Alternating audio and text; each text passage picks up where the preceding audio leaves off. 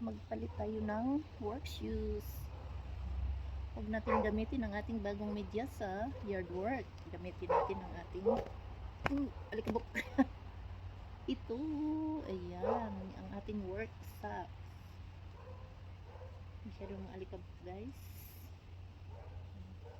Gumagawa kasi kami ng aming patio.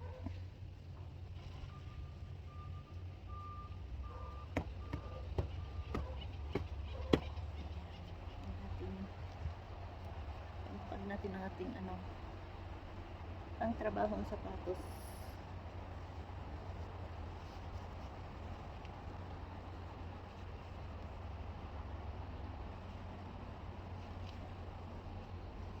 So yan ang ating exercise ngayon. Maglinis ng yard. Ayan, bago ko medyas, guys. Oh, ayan, hindi nyo tinatanong pero ikwento ko. Ito yung nabili ko sa aking sahod. Ayan. Sumahod ako ng $6.38 to be exact. Oh, ang ating 10 pieces medyas ay $12. O di 6 by 1 lang, half price na siya, di ba? Naka 50% off na tayo sa ating medyas.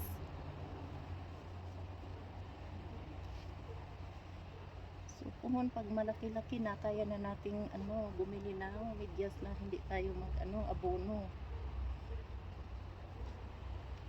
Sana pati tax ma-cover na rin sa ating soldo sa susunod.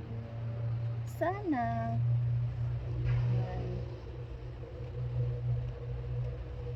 Uy. Ayan. Ready na akong mag yard work for my exercise. Tara. Huwag nating dumihan kaagad yung ating bagong medyas, guys.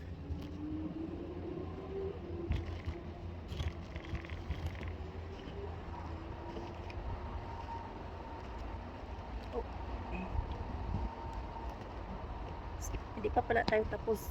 Glove. Ayan.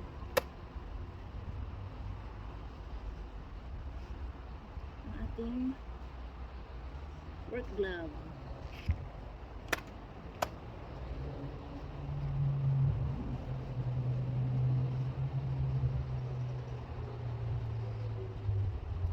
Kailangan natin magsuot dahil mag-inventory kami ng mga kahoy na luma para madala sa dalhin natin sa dump.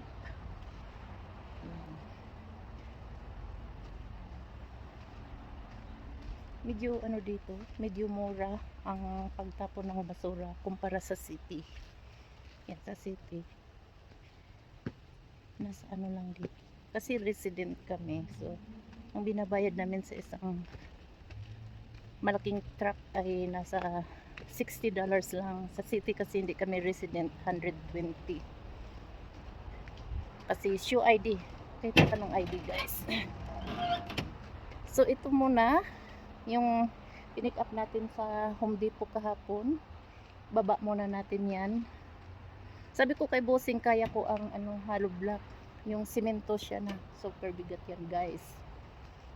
Super bigat yan. So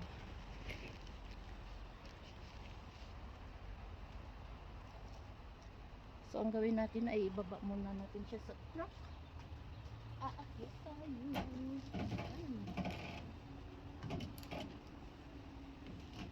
Ayan, guys, buhay abroad. Kala niyo. Ayan, kaya ko to. Magaan lang siya. Pero naalala ko sa Pilipinas, ang hollow block nila ay marupok. Dito solid na solid, guys. Solid na solid ang hollow block dito. Kaya mabigat.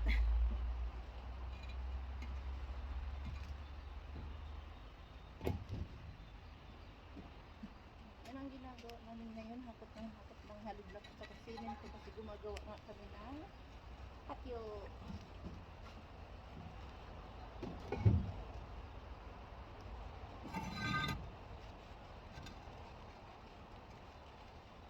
pagandahin namin ang aming patio at saka aming kusina para maibenta. Maibenta ng medyo malaki-laki.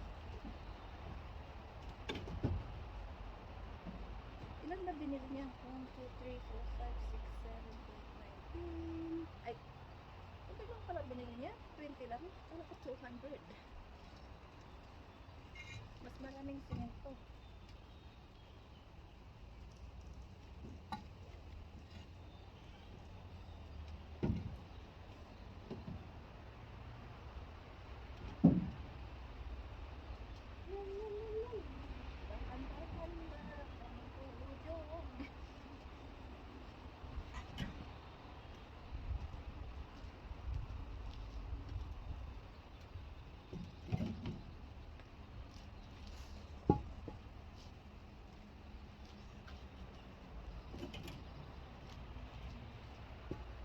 Naalala ko sa Pinas nung bumili ako ng bahay doon sa Antipolo.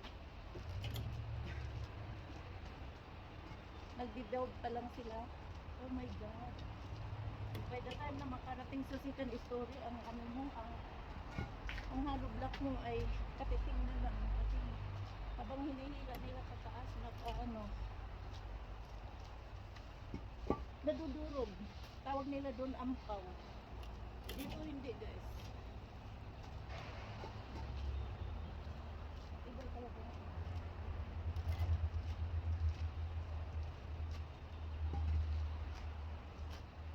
Ayan, ay baba ko na yung 10. Balik na naman tayo. Akyat! Ito ang ating exercise for today. Saan pa ba yun? 7 lang.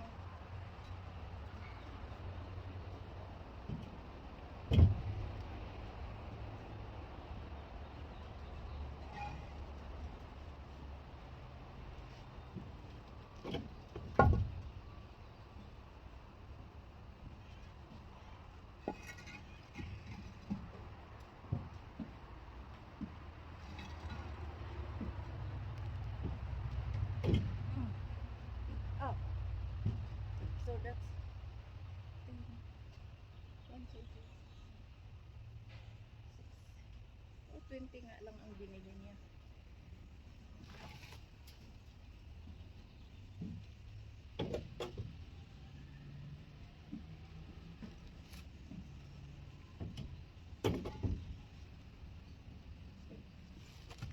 Saan siya nang gagawa ng simento? Bigat yan. Hindi ko kaya ang simento. 60 pounds. Sobrang bigat yan. Mabigat ang 60 pounds.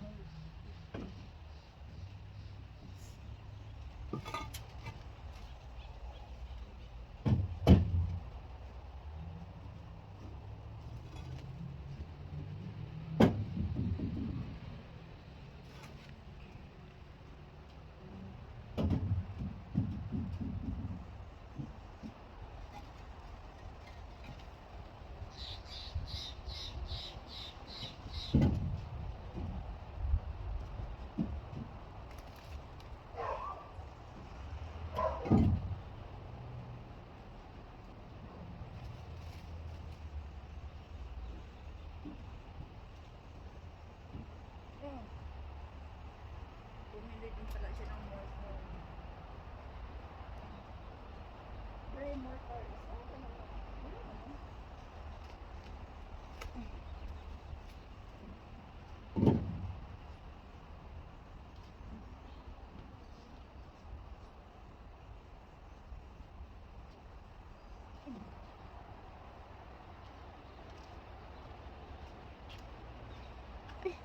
Pwede pala ito kalimutan ko.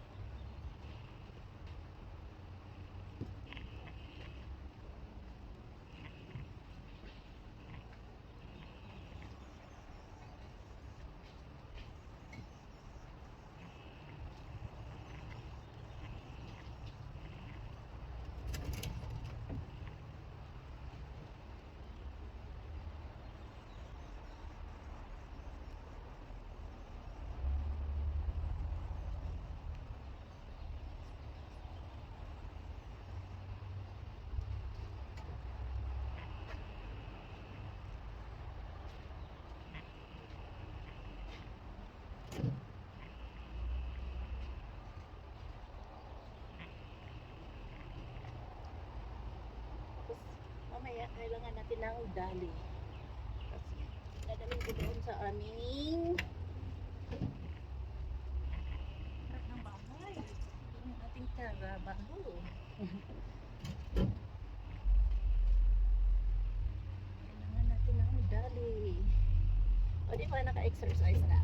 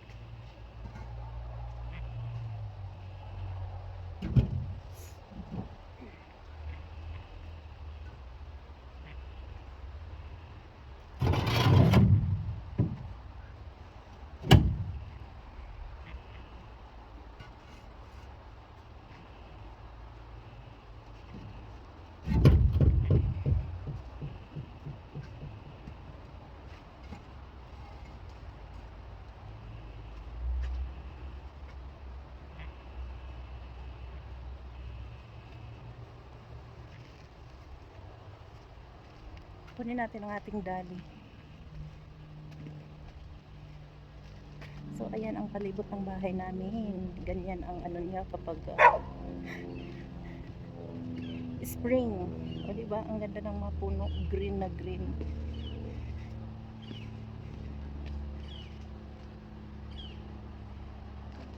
Spring and summer.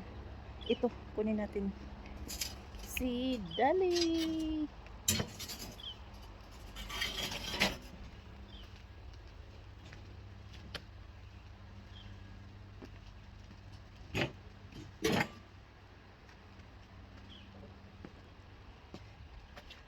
So, ayan, magbabay na tayo for now. Adios!